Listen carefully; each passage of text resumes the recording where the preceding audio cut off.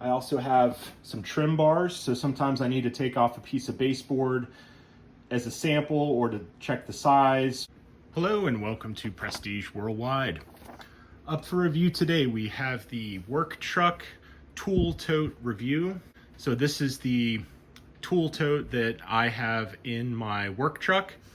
I'm not a full-time carpenter anymore. I am in a management role, but I do use these tools occasionally if there is some sort of small repair where I'm just there already on site and it just makes sense to just take care of it myself instead of dispatching a crew or occasionally just helping a crew. I also like having tools and I like using tools, so I just don't like using them 8 hours a day, 5 days a week. So this is what I have in my truck. I just grabbed it as is from the truck, didn't make any modifications. I do have my Milwaukee M12. I actually have another M12 impact driver and drill in my toolbox. So I do have two sets of these.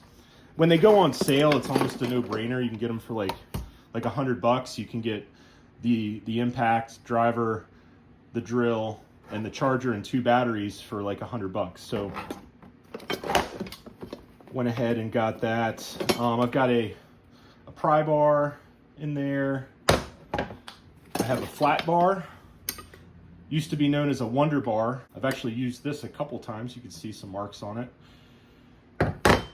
I also have some trim bars. So sometimes I need to take off a piece of baseboard as a sample or to check the size, or if it's a custom piece of trim, sometimes I need to take it off there. I've got one of my Wera 1/4-inch nut drivers. I have two of these. One lives in my toolbox. The other one lives in my work truck tote, tool tote. And then got some cheap Pittsburgh pliers. Got some channel locks, needle nose, vice grips.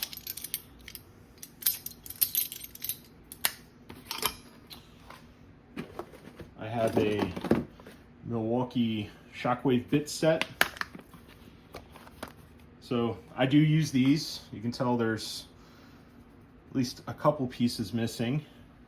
So a lot of times I'll use the T20, T25s for like some deck screws, or, you know, if we're doing some framing or something like that, I might jump in and put a temporary or diagonal bracing on something if it looks like it's gonna fall down. I really like the Milwaukee bits. Definitely top quality. All right, don't make fun of my hammer. I have a little hammer. I have bigger hammers in other places, and I should probably just get a different hammer because this one's a little embarrassing. I didn't realize I had this little hammer in there, probably because I don't use it very often. I have a really long slotted screwdriver. This one has this is like a 3/8. It's like a 3/8 blade on this thing. I got this from Northern Tool. It was on sale in their like clearance bin for like, I don't know, 98 cents. And I'm like, of course I'm gonna buy that. I think it has a 12-inch blade or shank or shaft or whatever you wanna call it. 12 inches, and overall it's like 16 1/4. I've got a little speed square. Occasionally I'll have to cut a 2x4 or a 1x6 or something like that. Just good to have. Electrical tape. I use electrical tape for a lot of different things, including if you end up like getting a job site injury, like a utility knife. You know, sometimes you end up getting splinters and stuff, and if you need to bandage stuff, you take some 7-Eleven napkins and some electrical tape, and you're good as new, and then you keep on working. At least, well, don't take my, I'm not a doctor or a certified medical professional here, so, but I did do construction full-time for 10 years, tool belt on, another pair of pliers, bit extender. There's a few things in this pocket, a few bit type items. Another bit extender. I don't want to dig out every single thing in here. There's some miscellaneous bits. Let's see, some nut drivers. These are SAE. Looks like it goes from like 3/16 up to 1/2 inch. All right, what else do we have? On this end, I've got a bunch of different stuff. Some extremely cheap wrenches. I have a few of them. Looks to be a SAE set, 1/2 inch, 5/8. That almost looks like it says 10, doesn't it? But then you flip it over and it's actually 5/8.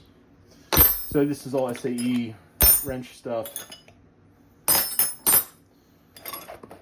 And a little J-bar, some screwdrivers, Phillips and slotted. These are good to have. Good to have a standard screwdriver. And then we've got a multi-bit. So this is a sort of a 6-in-1, where you've got your quarter drive, you got your 1 and 2 Phillips number 1. You have a slotted like 3/16. Then you have a 5/16 nut driver, a quarter slotted, and a Phillips number 2. I do like this one. I bought it a few years ago. Used it a lot, different things. It's a quality tool. I would definitely recommend the Cobalt version. I think these are like $8 or $10. Definitely good to have. Craftsman 3/16 slotted, randomly in there. A couple of Pittsburgh. This one has like a screw holder type deal. So if you're reaching into a far away spot, this will hold your screw. Let me try to demonstrate. Okay, so you take your screw. Of course, this is not a slotted screw. So you push up with your thumb, grabs the screw, and if it was a slotted screw, then you'd be able to drive that into a piece of wood, etc. All right, got a little Zero Phillips head Zero, and another Phillips head Zero, and a stubby. Looks like a quarter slotted stubby. These tri-lobes on the Pittsburgh screwdrivers are not terrible. Like, I've used Pittsburgh screwdrivers quite a bit. I have better ones, but for a kit like this where you might lend a tool out for someone to borrow, it's like, yeah, you can borrow my Pittsburgh screwdriver, but I'm not going to let you borrow my Wera screwdriver. I'm not even going to let you touch this Wera screwdriver. This one's mine. If you need a screwdriver, you take one of these like, you know, HDX specials or a Pittsburgh. And then if I get it back, great. If I don't, no big deal. So, and we got another wrench in here.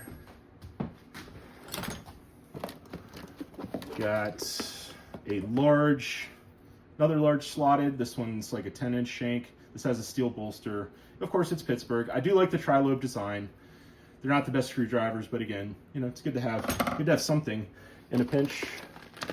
Randomly, I think I got this on sale for like $3 or something, or $2, and just threw it in there. Got some metric wrench combination sets. Some socket drivers to go to hex to go on the good old impact if I want to get some TimberTech ledger locks, or get some Tapcons or something like that. Is this the same as the other slotted? Yeah. No, I got twins. I got twins in here. Twinsies. Okay. Yep. I probably don't need 2 of those. And I got another trim bar. This is a flat bar for trim.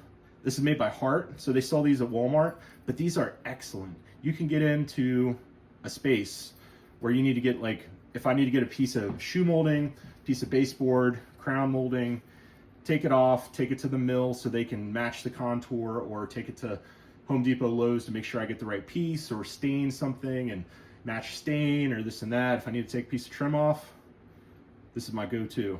This big flat bar. Use it a lot. Also have a medium-sized flat bar. I showed the little one. The little one's over there. I showed that earlier. And then another set of needle nose. These have seen a little bit of use. And the Tote itself is pretty nice. It's, let's see how many inches. I think it's like 17 inches. It's hard to see that with the wrench there, but it is 17 inches. And I really like it. I got it on sale. It was like, I don't know, 20 bucks on sale. I really like the Tote. When I fill it up, it gets pretty heavy. I wouldn't want a bigger Tote because it'd be harder to carry it around. All right, well, thanks for watching the Work Truck Tool Tote review. Bye-bye.